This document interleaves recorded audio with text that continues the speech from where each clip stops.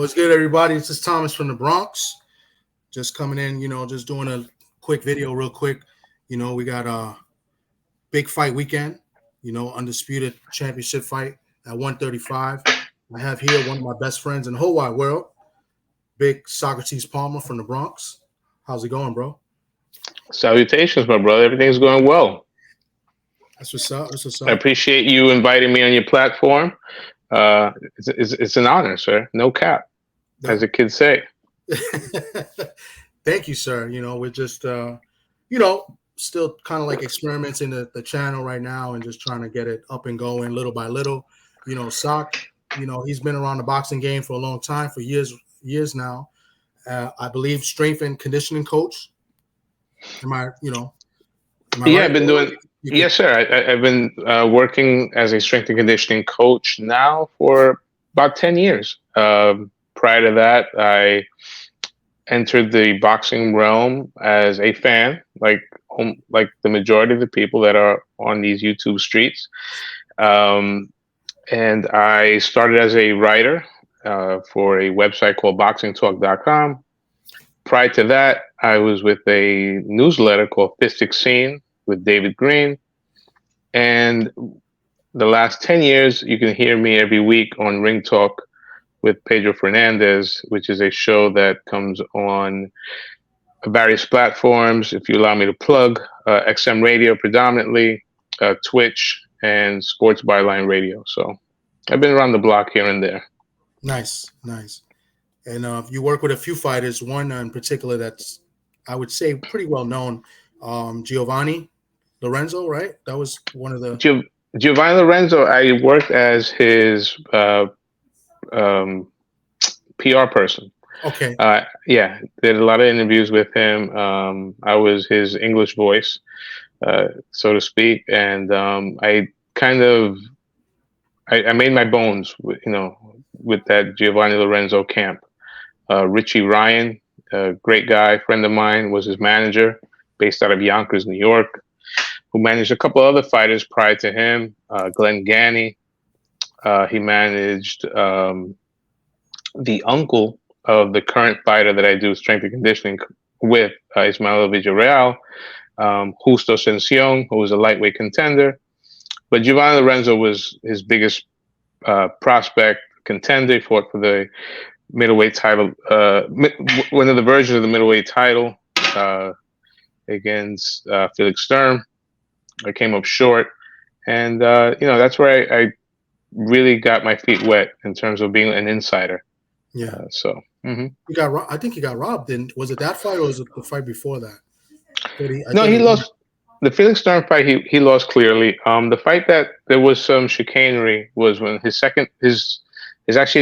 third title shot against, I can't pronounce his name, Nikdam Ikjam, the African Frenchman. He fought in France.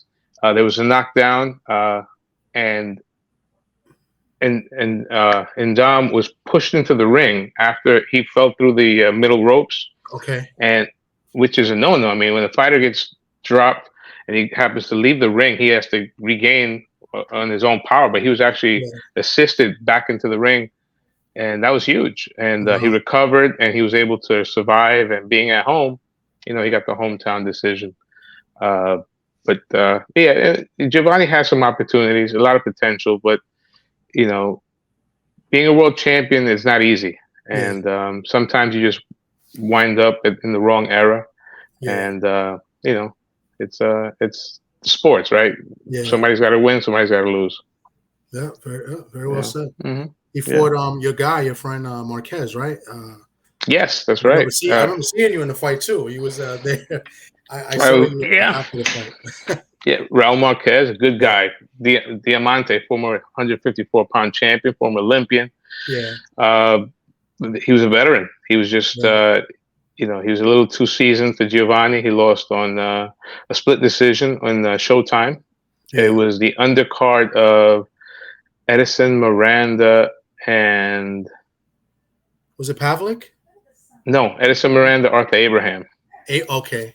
Wow. In Hollywood, Florida. Yeah. The Hard Rock. That was a pretty cool night. Yeah. And to break didn't he break his jaw that fight? He broke Abraham's jaw. No, he broke his jaw in the first fight. That was the Okay, that rematch. was the rematch. Okay, yeah, Yeah, and in that fight, in the first fight, Miranda got robbed, and yeah, yeah, and Abraham showed a lot of heart, fought the fight, with his jaw that looked crazy, yeah, and in the rematch, I think Edison got a little too overconfident. He was the quote unquote puncher, and he yeah, wound up getting stopped. yeah, yeah. Good Miranda, memory. Miranda was fun to watch early on, and then I think after the Pavlik fight, he kind of went downhill. Yeah, yeah, and then unfortunately, he had some legal issues. Yeah, And I'm not sure what he's up to these days, but I know he was based out of Puerto Rico, although he was Colombian, yeah. and I think he was back and forth between Florida and Mhm. PR. So yeah, Oh, okay. time Well, flies. great intro, Sock. Appreciate it. A little background, so people know, you've been in the game. You know the ins and outs of most, especially here in the Bronx. You still work with a couple of prospects here in the Bronx as well. Um, Hmm. so yeah, let's get into it. I mean, just real quick, just want to mention that hopefully I want to try to do something either whether it's you or with the rest of our amigos.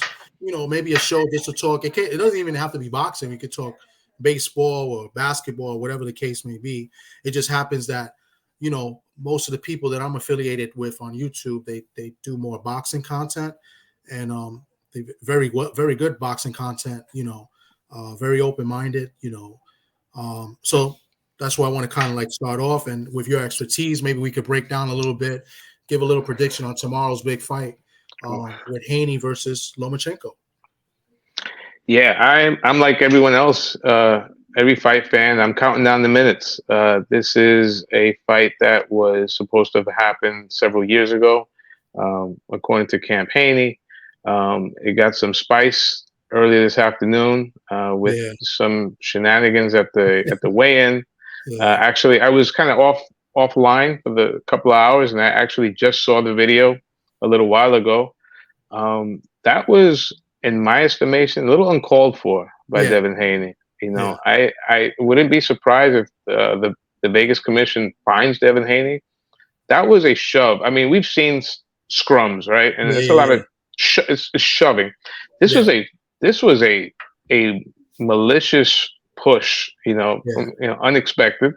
And of course, in boxing, you got to protect yourself at all times. But yeah, you don't expect something like that. And yeah, and what would have happened if Lomachenko would have twisted an ankle or something? yeah, and the fight would be off. That was, I think that was dumb. I mean, I think I know why he did it, in my opinion, and the Okay. only reason I'm basing this opinion is based on the interview he made right after that.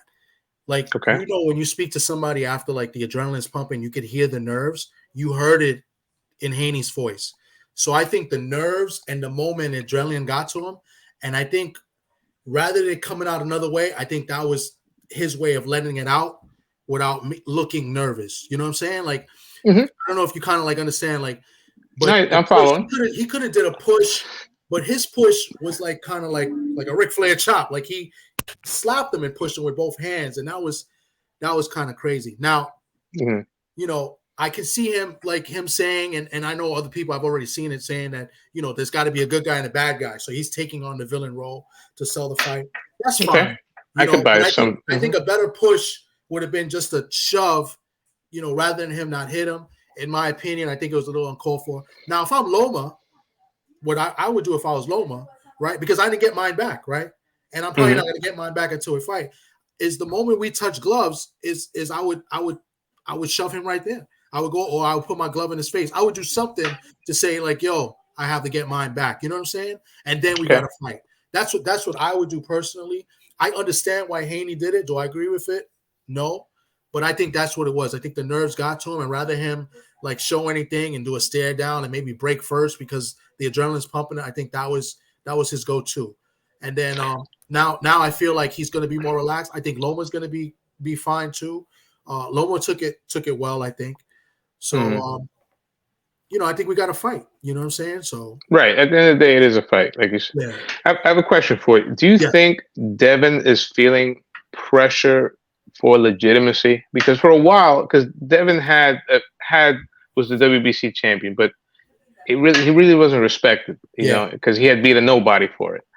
And he beat, even when he went to Australia, did it twice against Kambosos. Kambosos, in my estimation, I always fought the fight of his life against Teofimo Lopez, and he was never going to duplicate that type of performance. And Devin Haney, out of the 24 rounds, probably beat him 22, right? 22 out of the 24 rounds. Yeah, it wasn't close. Right, and it's like, okay, you beat George Kambosos. Yeah, you did it on the road. You gave in to all the negotiation tactics for Kambosos, but you still beat George Kambosos. Yes. George Kambosos is going to get into the Hall of Fame the same way I am, by buying a ticket. So I agree. So do you think that maybe this is Devin's fight? He's too young to say legacy, but for legitimacy. Absolutely. And I think he's actually said that in his own words. He says, because he's saying, because right now what the media is doing is like Haney's like in a no-win situation.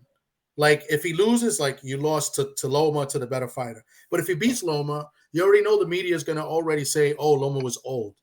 And I don't think that's fair. So it's not. I think, and that's what Haney's been saying mostly in his interviews from what I've seen. He says, I want to make sure I get my full credit for this fight no matter what. And I think a little bit of pressure goes into that. And they're fighters, and they're athletes, and they're professionals, and and being competitive, you always put pressure on yourself. So yeah, I do think so, and I think this is a statement fight, and I think he's going to come out and try to make a statement. I think what he's doing is he's trying to get in Loma's head. Did you see him saying like that Loma's a dirty fighter? Yes, I did. I was actually going to bring that up. Yeah.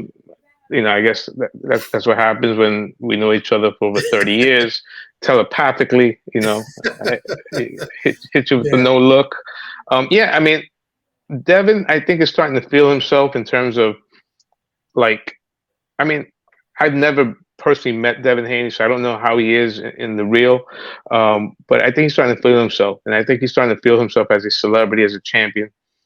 And I think he's this leading up to it, because the promotion of the fight, let's face it, he's going to have to carry it, or he has had to carry it, because Lomachenko is a pretty he does his talking in the ring, and he's and English is his second language, and like you said earlier, there has to be a narrative of a quote unquote bad guy and a good guy. Yeah. And I think Devin Haney's comfortable wearing the black hat, but he's been a little bit out of character.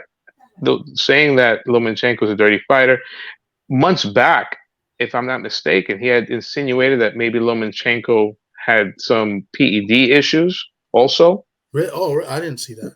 Yeah, really? I could pull it up. Okay. The irony of that is Devin Haney, one of his sponsors is Snack, and Snack was created by Victor Conte. Yeah. Who's the godfather of the PEDs. Yeah. So I don't know if it's like you said. I think a lot of his nerves, because Devin Haney is a young man. Yeah. And sometimes young men get emotional. Yeah. So it's at the end of the day, we're hours away from a really good fight. And it's the type of fight that you can make a case for both guys. I'm not buying into the fact that Lomachenko is old.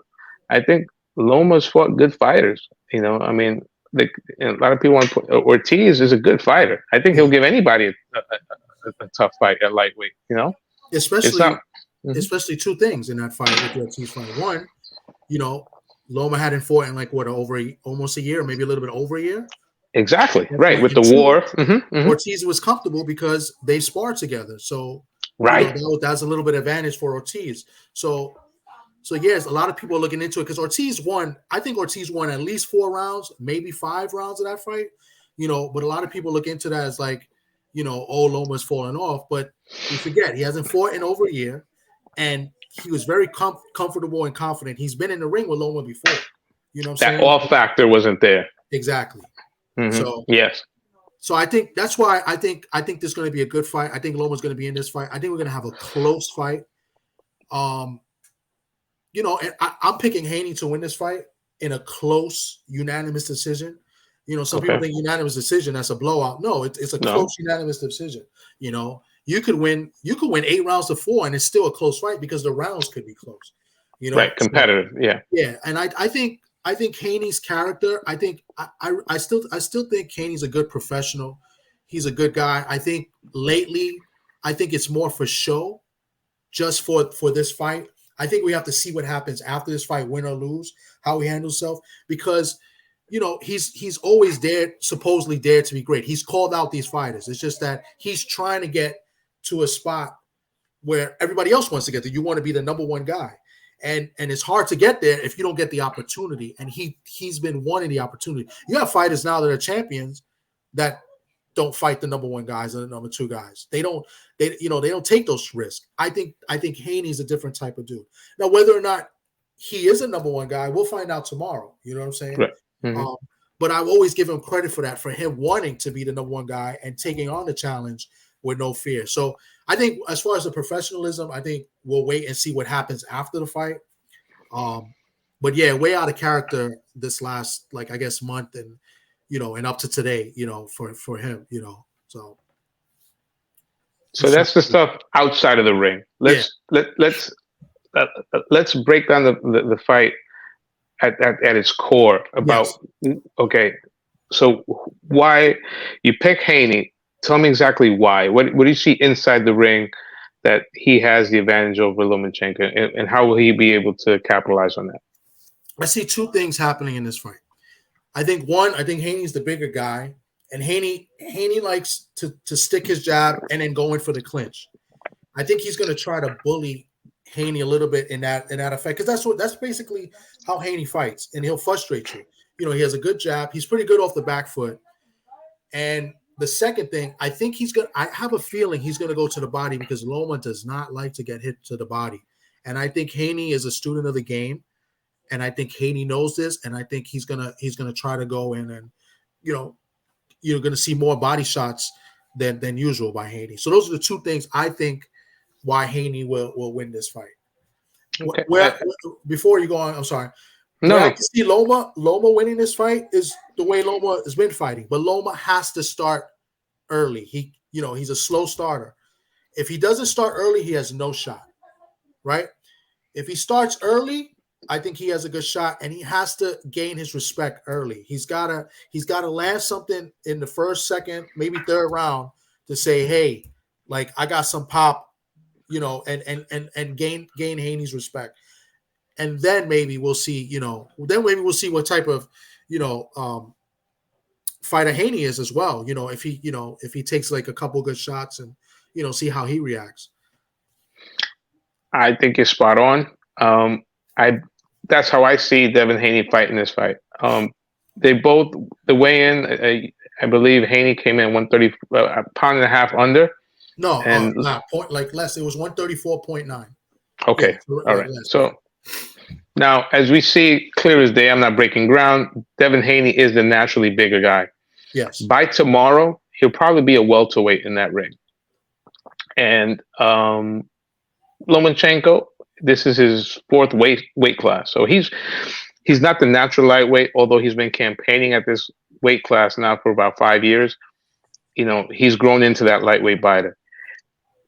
Those 10 to 12 pounds are going to play a difference in that fight when on the inside. Like you said, Devin Haney can fight physical. It's going to be he's going to try to frustrate Lomachenko with some clinching, because, like you said, Devin Haney's fight is at range, is to control the distance. Lomachenko, being the smaller guy, has to obviously fight on the inside, in and out. Lomachenko probably has the advantage in terms of footwork, the experience. Lomachenko's been the smaller guy basically his whole career, so I don't think the height is going to be that big of a factor, but the physicality of Devin Haney will play. And if Devin Haney, like you say, he's a student of the game, I'm sure he studied that Teofimo Lopez fight. Now, after watching that, I'm convinced that Lomachenko was not 100% for that fight. His shoulder was not 100%. And also, mentally, the punching power of Teofimo Lopez was in his head. And that's why he didn't start until like the I would say the 8th or 9th round, he Yeah. kind of, there was a sense of urgency. I don't know if that's going to be there against Devin Haney, because the one thing Devin Haney is not an A plus is his punching power. Yeah. Devin Haney is probably one of the least powerful elites at this weight class. So I don't think that's going to be a factor. And you pointed out something: Loma cannot start off slow. ESPN will tell you, oh, he's what's the word they like to use? He's downloading data, right? I think he's gonna have to have his gigabytes at full stream, and down and compute quick, because I think Devin Haney is a little bit of a front runner, and I think if he's up early, I think he's gonna see a very boring fighting on the outside, a lot of running, holding, and Loma may just run out of rounds.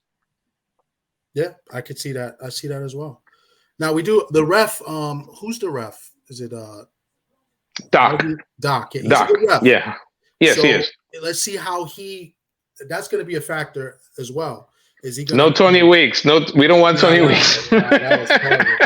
It's funny. Tony Weeks is usually a solid ref, right? Like he is. I still can't believe it. That was nuts. It was. It just looked so obvious, like there was a take there, unless he was thinking like Lisa was thinking, my wife, she was like, yo, who's that old man in the ring? Because maybe he just saw an old man in the ring, like, yo, he's being, because she thought he looked like 50 years old, right? So maybe in his mind he was like, yo, that's somebody's pops. Like I don't know, I mean, like, he's been a solid ref. Let's just say he had a bad night. Yeah, but it was a very bad night, and it's messed up, because Basaro, Basaro, he may never have that night ever again. Like the stars won't be lined up the same way. Not that he fought, the second coming of Sugar Ray Leonard, Rolly Romero, but he may not be that good that in a rematch, which I believe eventually will happen. So it's just. Chalk it up to that's boxing. I don't think there'll be a rematch. The WBA and Showtime have to do it, though. I mean, they lose all credibility. Yeah, I know, but I don't see it happening. I'll be shocked, but we'll see. And that's the second. And remember, Rolly first trinket win was when they robbed that Dominican kid, Martinez. Yeah, and that changed Martinez' whole life, because he went from possibly being a belt holder and getting maybe one big payday to now being a stepping stone guy. Because after that, I believe he lost to Richard Comey. Yeah, and then he lost again. I think he had one fight in DR actually. I think the Comey fight back. He actually probably got robbed in that fight too. I think it was a close decision. Yeah, but now he's seen as an opponent. Basically. Yeah. So Rolly, is it I don't know, coincidence that the house fighter gets the breaks? Listen, we've heard this before when it comes to the house fights, especially lately with the PBC, but it Weeks didn't do nobody any favors, what I'm saying? Proving them wrong, so it's just terrible stoppage and the cliche black eye for boxing, right? But it could be worse. We can have that guy. What's the other ref that I don't like? Is it Bayless? Not well, Kenny needs to do something else for a living. I think he's done. He's cooked. He's had a couple of bad nights. Like you said, I think Weeks has that reputation of being a good referee. He said some quotes though afterwards, like he didn't want a tragedy on his hands or anything like that. Yeah. If you feel that way, then I think you should step away. You should stop, because it's at the end of the day, it's a brutal sport. Yeah. There's no punch that tells you that that's going to be the one that's going to hurt somebody. You just don't know. You don't know. So that's why with him saying that, I kind of think like he visualized this guy as looking as an old man. Like I think something in his head told him like, yo, this guy is getting fucked up. You know, basically, even his face looked really old. Like, you know, to see that, I think it Right. fucked with him. You know, that's the Oh, we only. on YouTube. Huh? We can use those words. We Yeah, on YouTube. we can curse. People curse all the time. They curse more than me. That is true. That and, is true. you know, there's a lot of potty mouths up in here. Yeah. But yeah, that was a crappy night last week. But you know, back to tomorrow. I can't wait. You know, it's how about, okay, if you want to make a case for Lomachenko, right? Yeah. I like to think of myself as somewhat of a historian. We've seen guys take fights maybe too early in their career. Is this too much for Devin Haney at this point? A few weeks back, we saw, I've said before, Ryan Garcia and Tank Davis. Maybe this was too early in Ryan's career, you know, fighting a guy like Tank Davis. We've seen, going back, let's get in the time machine, Fernando Vargas, when he fought Felix Trinidad. He took that really early. Yeah. He took that really early. For a different reason, David Reed, you know, because they were, you know, you didn't know, right? we didn't know his eye, how much, you know, there's a lot of, you know, he had that, he was already on an 0-2 count, so to speak. So I understand why they took that. Jeff Lacey and Calzaghe. Jeff Lacey, and he went to the UK for that fight, right? Yeah, Calzaghe never fought outside of Europe, or at least not until later. He fought like Roy and Bernard, I think, was here in the States. I'm trying to think of another one. Maybe not as well. It was certainly an upset. When I don't know why this popped into my head. Ray Mercer got schooled by Larry Holmes, you know, and Ray Mercer blew a title shot. Yeah. You know, getting beat by Larry Holmes. Way before Mercer. How old was he? I would have to go on BoxRec, but that was during Larry's comeback. That was that. I don't know. I would have to fact check. I don't know if it was before or after. But I think he might have been younger than 24. I mean, Ryan and Haney are both what, 23, 24? Right. Mm-hmm. Yeah. I think the mindsets are different though between Ryan and Haney. Like Ryan has already got a bad rap from a few trainers and fighters already. Like he was in Reynoso's camp and the Canelo camp. And they say that, you know, there was already things saying about him that he's lazy. He don't really want to train. He wants to train himself. So his mindset is much different as well. Where Haney just continues he just wants to be that guy. You know where Garcia was just like, he just looking to make, you know, the biggest fights for the biggest paydays, you know what I'm saying, and have the most followers or whatever the case may be. But Haney's fighting like he just wants to be number one pound for pound. You know, he wants to fight the top guy. Like he's been calling out Loma for 4 years. But like, you know, with all due respect to the Haneys, you know, nobody knew who Haney was 4 years ago. You know what I'm saying? You know, mm-hmm. So I think the mindset is a little bit different.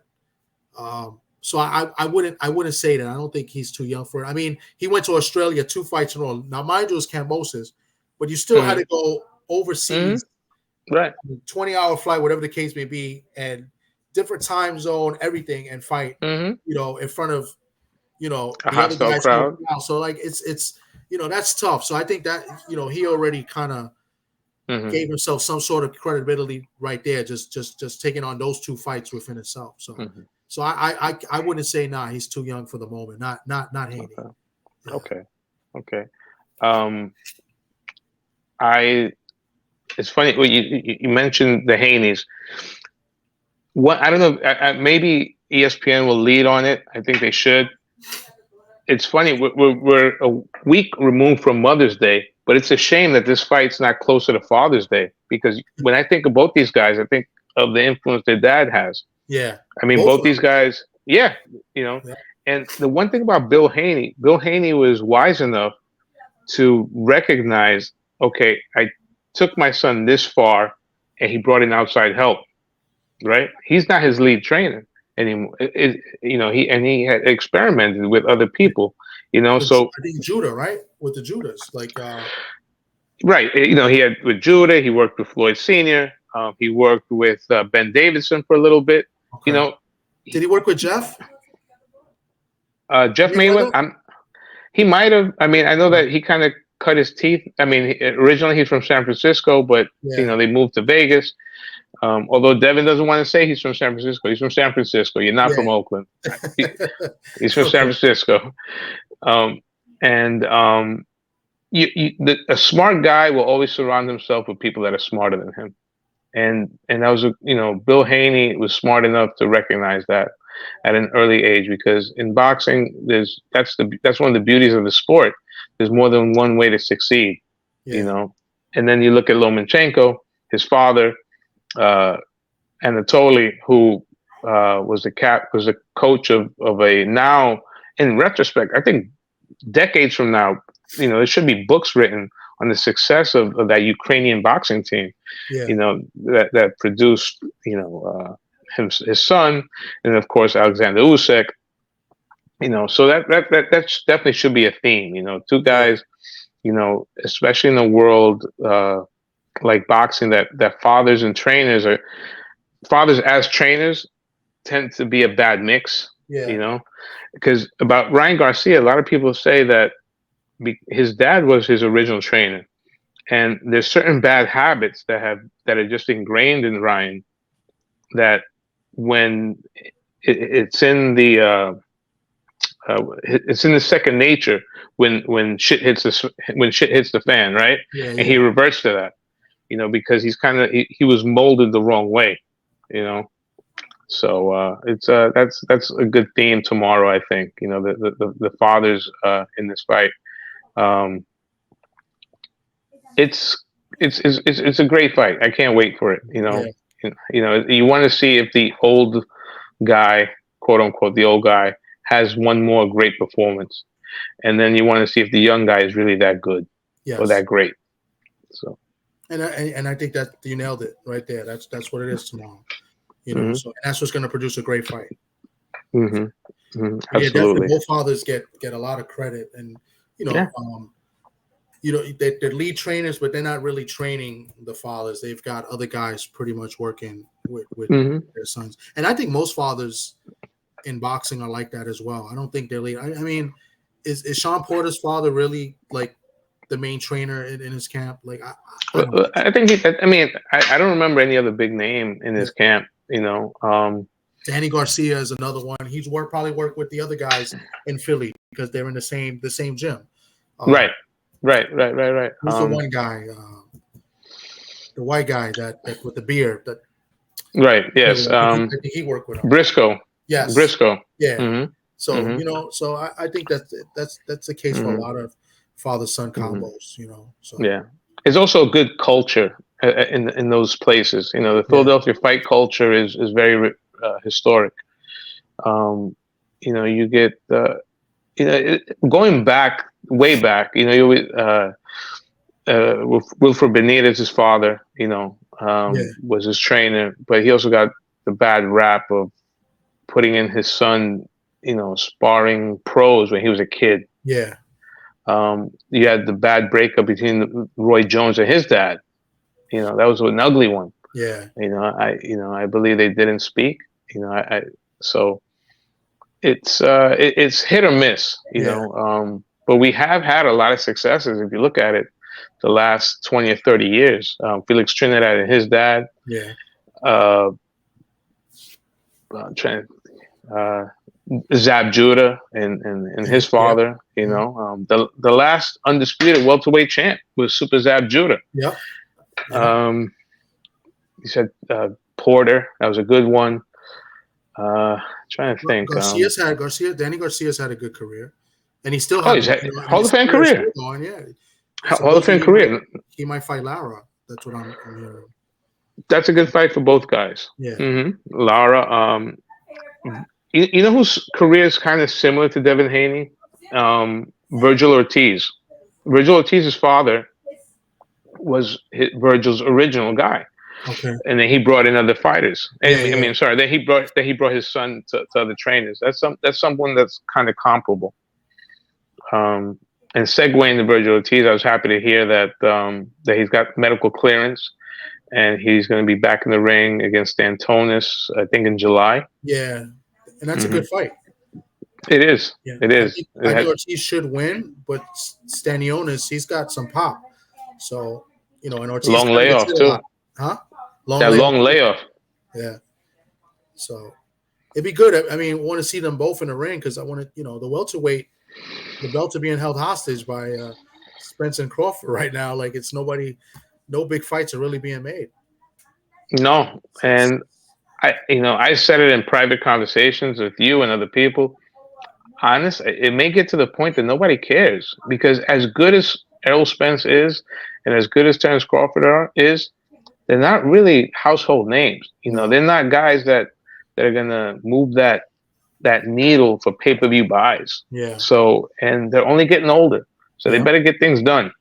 Fast. They can only sell. I mean, I think Spence does a little bit better than Crawford, the numbers, but Spence has a big following in Texas.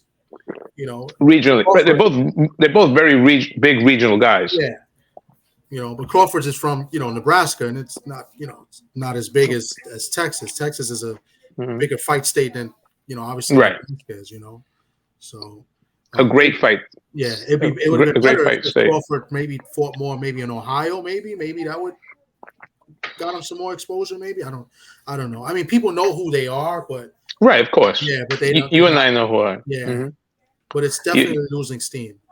It is. It is. Going back to what why we're on the air today, tomorrow. I look at tomorrow's fight kind of like the Super Bowl. I mean the AFC and the NFC Championship game.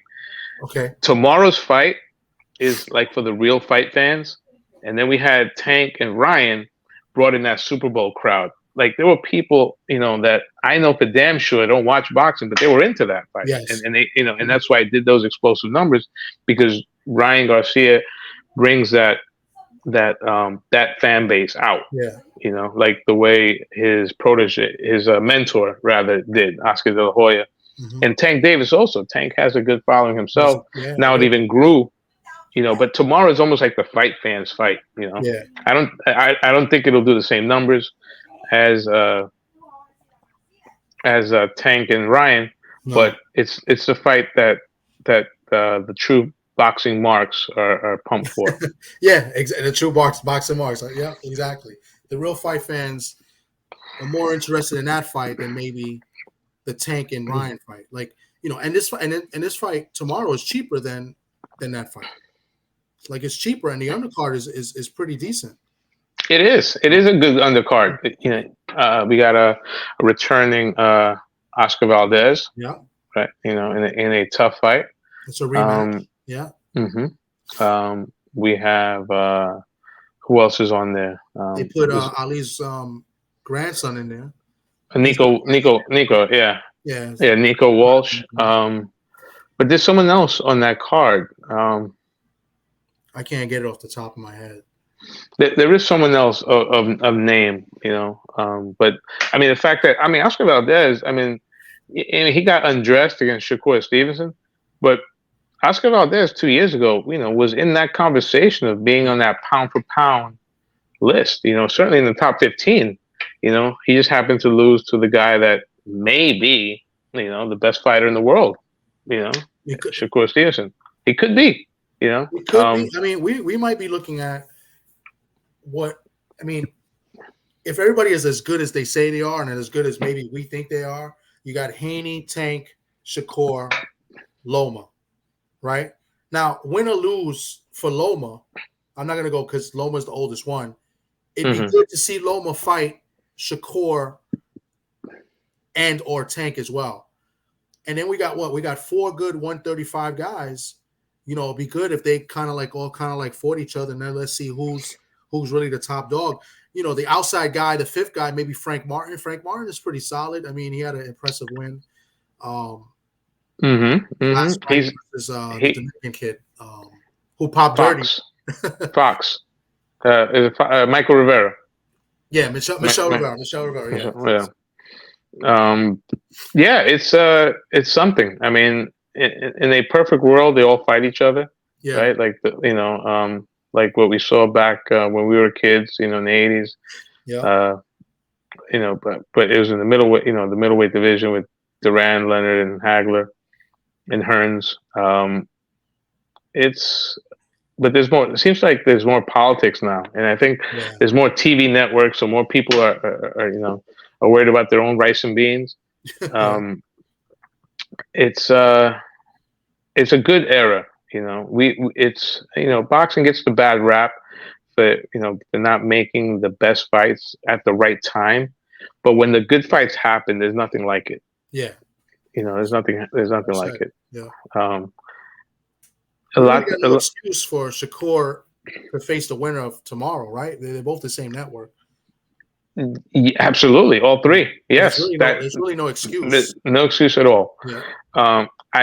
I saw some Twitter barking between Shakur and the aforementioned Ortiz. I think that's a good fight. I think Jermaine Ortiz and Shakur is a good fight. And it should happen. Why not? Let it happen sometime in the summer while the winner of tomorrow gets to recoup, and then they can meet up in the fall. So, Shakur kind of, I would say, he seems to be the most talented out of all of them. He probably fights in the most less crowd friendly fashion. Yeah. Is that a nice way to say boring? I guess, and it all depends. Well, the last two fights for Shakur, they weren't boring. I mean, he stopped. Well, he stopped the Japanese fighter, right? And then he stopped the Japanese fighter. But he knocked down Valdez, right? Because Valdez, no, he wasn't Valdez. It was he fought somebody in between when he didn't make weight. Canseco, the Brazilian. Yes. Which, by the way, I mean, I still don't understand how Canseco took that fight. Canseco, there was no need for him to take that fight. You talk about mismanagement. Unless he got money under the table, that was asinine. It had to be. He had to get paid extra for that. Had to, because in my opinion, he just got robbed versus Valdez. I thought he beat Valdez. You know what I'm saying? And then he would have been champion then. So if I was him, I'm assuming he got paid well to take the fight. Plus it was in Jersey. In Jersey, yeah, that was crazy. Yeah. But yeah, I mean, people probably. I mean, it's at the end. There's a lot of opinions out there, and hopefully, the opinions get verified. With seeing these two guys in the ring. I think a lot of people. I think is it 2.5 to 1 the odds tomorrow in Haney's favor? I thought I saw minus 260. So that's okay. So that's 2.5. I could definitely see some late money coming in on Lomachenko. And it always happens like that because the underdogs, if the underdog has a realistic shot, they usually throw it down the day of the fight. So. Right. Probably the safest bet is that it goes to decision. Yes. Right. But then you're gonna probably have to put down a lot. Right? Yeah, that's gonna be 700 or something like that. I don't know. I gotta look it up. I could try to look it up now. I'm just guessing. What it would be. Probably. I mean, this is boxing. Anybody could get hit with something. Anybody could get cut. But I don't see this fight getting stopped within the distance. I think it's definitely going to be 12 rounds. Yeah, I think so too. I don't see, unless we see something special out of one of these guys, maybe Haney comes out and does something, and shows something special tomorrow. I mean, tomorrow would be the day, to come out and show something special and put yourself on notice. So we shall see. Yeah. I mean, the timing. I mean, this is graduation season, right? Yep. Everyone, anyone that I know with kids that are in high school or college is graduation season. So this could be Devin Haney. He's getting his bachelor's tomorrow, right? If he performs. Yeah. You look back at Lomachenko. Let's say if this is Lomachenko's swan song. Look at his resume, though. His resume is pretty crazy if you think about it. He probably fought guys at the right time, but he not really many quote unquote bums on his resume.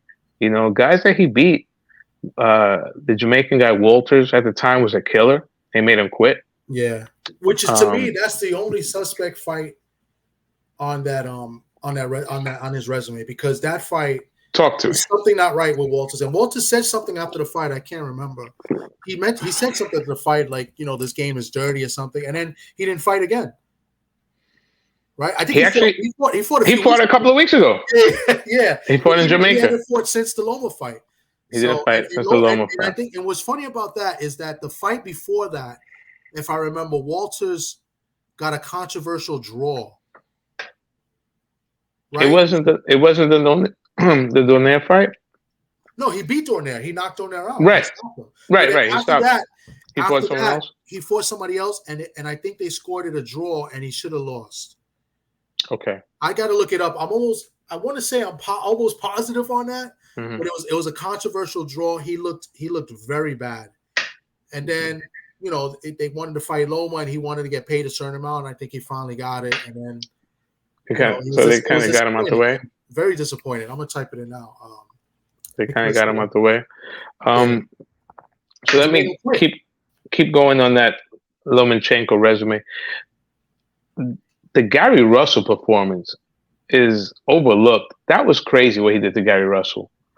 He beat Gary Russell so easily. Yeah. I mean, I think the last time Gary took a beating like that was by his father. I mean, that was, no disrespect. Yeah. I mean, he beat him.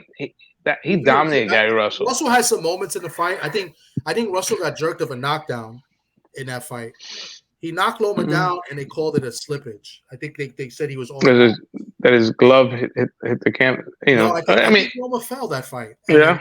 He was off balance, and they called it a slippage. I mean, Russell had his moments, but yeah, Loma. I think Loma won. Probably yeah. I mean, you saw the levels. You know that at the time. I mean, Gary maybe had an off night, but that was probably peak Lomachenko. Yeah. And the one thing I always admired about Lomachenko that, obviously, we know about the story, the Olympic amateur background. He fought for a world title in his third fight. And fighting a guy like Orlando Salido, he probably learned to be a pro after taking that L. Yeah. Salido, a physical guy that came in overweight, and I think he showed Lomachenko, okay, this isn't the amateurs anymore, and Lomachenko from there, his career skyrocketed. But he's been lucky to get those opportunities. I mean, it's funny because he was in the amateurs a long time. He should have been a pro years before. Right, two-time Olympian, right? Yeah. Two-time Olympian. I think also he went in very young.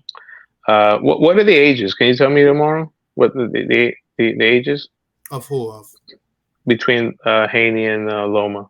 I'm almost positive Haney is 24. Loma is about a year 32? older than Crawford, because I know they were close, because I remember Crawford saying. But real quick, he Nicholas Walters had a draw with Jason Sosa, and then he fought Loma. So and in that fight, I remember Jason Sosa, Puerto Rican. Yeah, and I think Sosa, I almost positive Sosa won that fight, and they gave it a draw. So it's fun. Jason Sosa, I think he later went on to stop Fortuna. Did he? Yes, I'm pretty positive. Yeah, if it's the same guy, Jason Sosa. Yeah. Let me go. I'm going to look at Lomachenko's age right now. It says he's 35. Okay, so he's in that Crawford. Right, he's in that same amateur class as Crawford. Yeah. And Haney, let's see if I find Haney, if Haney's linked here. I think Haney's 24, but Haney's 24. So when's his birthday? 24 November. Okay. Close to your birthday, November 17th. Scorpio. And okay. Yeah, so that's a 9, 11 years. Yeah. That's big. That's big, especially at the lighter weight classes. The guys at the lighter weight classes tend to get older faster, so he just turned 35 in February, so he's a fresh 35, if you want to. Fresh 35. Well, if you want to call it that, yeah. And I mean, how many wars has he been in? He's been in tough fights. He has been in the Luke Campbell fight was he had to get crafty. That was a real good performance by Campbell. Came up Yeah. short. The Lopez fight was tough. Tough. And Jermaine Ortiz fight was tough. That was tough. And then the Japanese fighter that on the comeback. That was actually a closer fight than what people, thought it was. No, actually, I'm thinking wrong. No, he ran through him. He ran through him. It was him and Tio. I thought that was a closer fight than what people said it was. Well, I thought Tio probably took 7 out of the first 8 at least, and he at least 7 out of 8. But a lot of it was Loma didn't do anything. Yeah, he didn't do anything. I think he hurt Tio. I want to say in round 10 or 11, and I thought he was going to stop Tio because you could tell that Tio got hurt and he started backpedaling a little bit. I got to watch that fight again. But what I was talking about was close. I thought was the was it Nakatani? That's how you say his name. When he fought Tio. Yes, right. Nakatani was before Lomachenko, if I'm not mistaken. Yeah. It was before Lomachenko, and I think was it after Comey? I think it was after Comey because he stopped Comey. Yeah, right. And Nakatani's a solid guy. Yeah, he's a solid guy, solid fighter. The common opponents that they have, I know they have Linares. Linares dropped. Didn't Linares drop Loma? Yes, he did. He dropped Loma and he buzzed Haney. He buzzed Haney, yeah. And then you have Lomachenko beat Pedraza. That's another good fight. Yeah. He dominated Pedraza. So Loma, he never really has fought that C-level guy. He's fought pretty solid opposition. I think there was that Colombian guy that he fought. That was kind of like a joke. It was a while ago. Yeah, but it's not that I'm making an early eulogy for Lomachenko, but he's had a good career. Yeah, especially a guy that's he's a Hall of Famer. Oh, absolutely. 122 pounds, and then the Rigondeaux fight. Yeah, and he's had a great career. It's funny how he said. I think he said that in this fight he's Rigondeaux and Haney's Loma. I don't know if he said it jokingly or if maybe someone in his camp said it, but it was a quote that was said a couple of days ago that said that. Yeah, that's an interesting thing to look at. Yeah, that's Rigo had to come up I think almost 2 weight classes to fight him. I'm gonna give you a fight that I can see a comparison to. You ready? Yeah. De La Hoya and Whitaker. Yes. Whitaker. Who's the guy that they're building up? Who's the guy in the right? Who's the guy? They were building up De La Hoya, and De La Hoya got the win. So even though I thought Whitaker won a close fight, it was a close fight. I know. I mean, we usually made Oscar a lot, but no, he made Oscar miss a lot, right? Yeah, he did. He landed more. Whitaker landed more, and I don't know if he threw more, but I think his percentage was more. So according to Oscar didn't look as good as he was supposed to have looked. Yes, as he was expected to look. Yeah. That's kind of similar. I think. I think that's a good comparison. That's pretty good. To Barry Horowitz. Barry. Barry Horowitz there. Yo, we gotta do a wrestling show. Just mark out. We get fucking Jason on here talking shit. That's right, veteran of the ring. That's the same. We could do like today's boxing. Next week we could do baseball, or we could do a little bit of everything. We could just talk shit. I think I can have more than 2 people on. I think he said I can have 6. We get Omar in here, and Omar will say his little one-liners because Omar don't say much. Well, sorry, Omar. It's Yadiel. You can't let him watch this video. He's gonna get fucking pissed. Can we edit that out? Yeah. I don't think I can edit it out. So I think this was supposed to be like a rehearsal. I think, and we did 56 minutes. It says here. I'm gonna actually upload this tomorrow morning. I'll probably upload it as a premiere, so I could be in the chat and present it and kind of schedule it so people will see it. Because I think we did fine. I think this was pretty good. Absolutely, our first time. But yeah, I would like to do this like once a week. Like if it's like Friday night or Saturday morning or something, we could do it. You know, just talk shit, anything sports related, and we could do that like we do the wrestling. Next week actually is the pay per view or whatever. So we could talk about that. I think the WWE pay per views next week. We could, you know. Oh, the Night of Champions. Yeah. I think it's in the afternoon. I think it's a 1:00 start because it's in.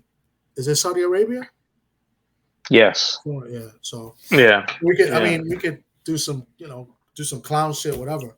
But yeah, tomorrow's a good sports day. Yeah, it's a decent sports day. You got the Preakness, the second leg of the Triple Crown. Yeah. So there's the basketball. There's no basketball Saturday. I know they stretch it. At least from what I remember with the NBA, the Lakers, it's Sunday. Lakers is going to be Sunday, right? Yeah, Lakers and Nuggets. 2 days rest. Yeah. Yeah, that makes sense. Saturday tends to be one of the worst rated nights, in sports outside of college football. So I can see it. Yeah, smart move. Yeah. Yeah, it's so we're approaching the 60-minute mark. So your prediction is Devin Haney by decision? I think Haney wins in a unanimous decision. I'm going to say 8 rounds to 4, a close 8 rounds to 4 UD for Devin Haney. I am going to be like the salmon. I'm going to go against the current. I'm picking Lomachenko. I'm not going to say I'm going out on a limb, but I think Lomachenko does have one last great performance. And I think Loma will be crafty enough to get a close decision win. I'm picking Lomachenko. I think Loma has still some thread left in the tires. I think the punching power aspect is going to be big. I don't think he's going to be gun shy because I don't think he's going to respect Devin's power. And I think you're going to see an aggressive Loma. If the shove today, maybe he's going to bring out some extra fire. Maybe not. I mean, he's a pretty, cerebral guy, cerebral type of guy. I don't, it's whatever. It's not his first rodeo. But I have a feeling that Lomachenko has one last good performance left. And I'm picking Lomachenko with the upset. Okay. Fair enough. Split decision or UD? I can see a majority decision. Majority decision? Okay. I see a majority decision. As we know, both guys have been touched, so Devin tends to make some mistakes, and Loma is crafty enough to capitalize, the southpaw stance. The body punching is going to be interesting. I like that you brought that earlier, that you're going to see Devin Haney going to the body. It's funny, they always say, oh, it doesn't like it to the body. No one likes it to the body. Yeah. No one likes it to the body. No one likes it to the body. So but I have a feeling that Loma's going to do something special tomorrow. Okay. It could be his crowning moment. All right, fair enough. A defining moment. This could be a start of a trilogy, right? I mean, if it's a start of a trilogy, that means we're going to have a great fight tomorrow. We're not going to have a boring fight. So, and we're going to have controversy or something, because in order for it to have a second fight, there's got to be some sort of controversy that says, no, he didn't really win. This guy won. You know what I'm saying? So that's good for us as the fans, I would say. So let's see. And even better for Bob, the Top Rank. That old fuck. Your Bob era is pretty good. Pretty good. Well, I've been hearing it for years. He's got the smoker's voice. Yeah. So, but Bob, I don't think Bob will probably take an edible before the fight. He's going to be chill. He probably will. Bob's a big pothead. Yeah. Shit. Yeah. Fuck it, right? Yeah. What is he? Almost 90. He's about 90, but in his mind, he's about 36 at least. All right, bro. So, thank you for coming on. Hopefully, we can do this again next week and get more people involved, and see where it goes from there. You know what I mean? So, I appreciate you inviting me on your platform. All the best of luck, and I think we did a bang up job, sir. I think so. Listen, I didn't think we were going to do this well of a job. I'm happy with it. I'm going to upload it, and you know, maybe we'll get 3 people to watch it. Who knows? You know what I'm saying? So fuck it. Well, I'll watch it once. You watch it once, and I'll see tell who Lisa the to other. watch it. I'll tell Lisa to watch it on the phone. That's 3. It. Fuck That's it. 3. And she's laughing too. The evil laugh. 21 years in a few days, bro. That is correct. 5/24. 21 years. May 24th. She still treats me like shit. She's consistent though. Pretty much, right? And look, I stood there 21 years, right? Crazy. That's a long bid, bro. That's a stretch. It really is. But yeah, so once again, man, thanks for coming on and shooting the shit. And we'll talk off the scenes. All right, sir. I just want to real quick thank you everybody for watching the video. A shout out to TWT, the winning team, and we out.